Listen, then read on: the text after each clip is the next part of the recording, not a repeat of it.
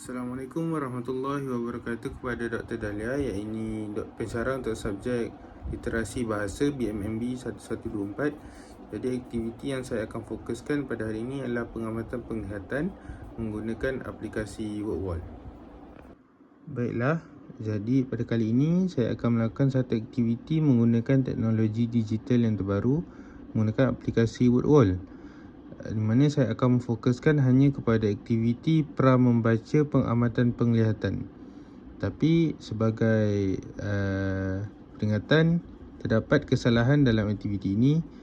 Jadi memandangkan saya tidak boleh membetulkannya, jadi saya akan teruskan saja.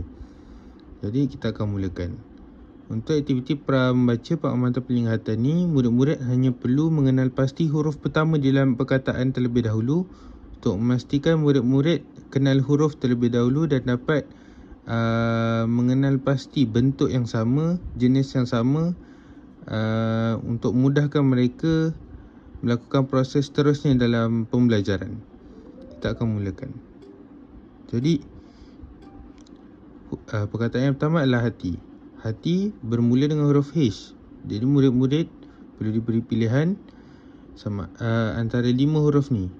Jadi apabila murid-murid sudah mampu untuk mengenal huruf, maka mereka akan memilih H kerana bentuknya sama.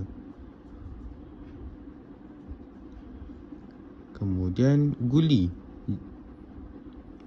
Guli bermula dengan huruf G. Jadi murid-murid kalau tadi dia dah boleh buat, maka sekarang lagi senang. Dia hanya melihat huruf yang pertama dan mereka pun memilih G. Kemudian ayam bermula dengan huruf E.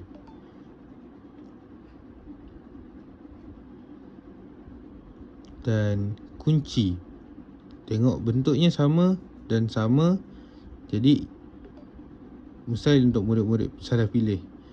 Dan ini adalah kesalahan yang tidak dapat dibetulkan, tali. Anggap sajalah B ni adalah T.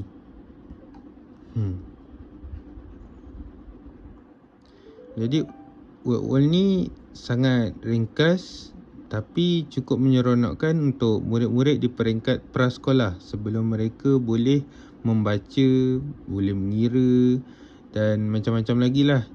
Jadi menggunakan aplikasi ni, guru-guru dapat memudahkan lagi proses pembelajaran kerana di dalam aplikasi ni masih banyak jenis-jenis permainan yang boleh dipilih. Jadi itu saja. Terima kasih.